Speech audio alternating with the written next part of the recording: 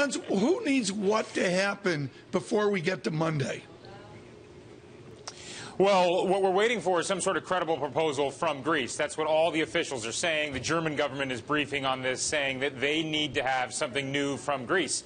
I think the most important thing that's happened today hasn't come out of a politician's mouth or a Euro official's mouth. It's this poll from ZDF. This is the public broadcaster here in Germany.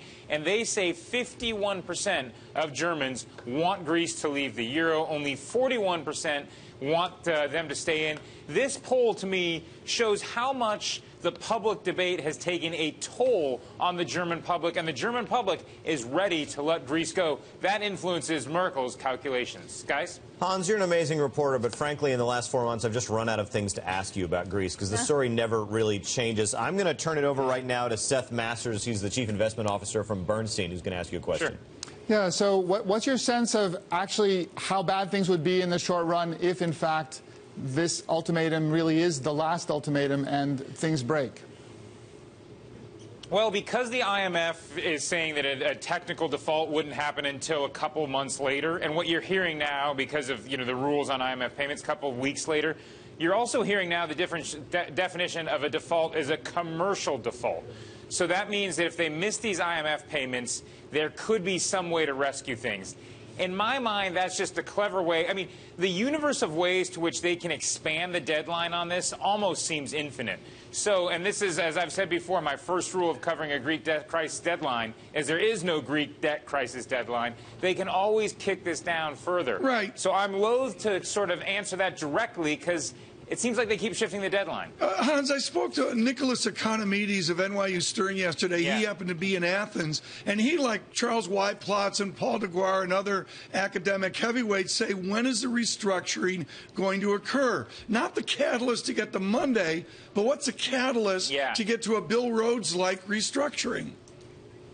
Well, you'd need to have some sort of deal on making short-term targets real. And then, I mean, no one here in Germany denies the fact that you're going, with the exception of a few folks on the right, that you need to do something about this mountain of debt. Now, the question is, what sort of sleight of hand, what sort of accounting trick do you use so it's more palatable to the German public? You could say make all the bonds be 100-year bonds, so therefore Germany wouldn't have to write it down. There's a very important story in Bild newspaper, which is a mass publication tabloid this morning.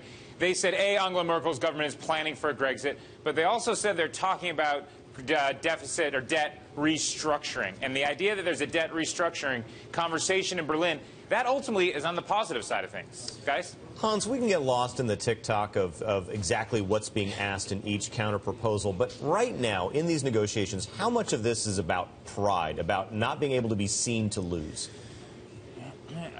There could be some of that, except that at least in Athens, it's more than just pride. It goes to what that government believes to be their democratic mandate is, which is roll back austerity problems, which they think has inflicted pain. You know, I suspect Angela Merkel seems to have the less pride in this. She keeps indicating that she's willing to give something, willing to do something, and she doesn't seem overly worried about precedent.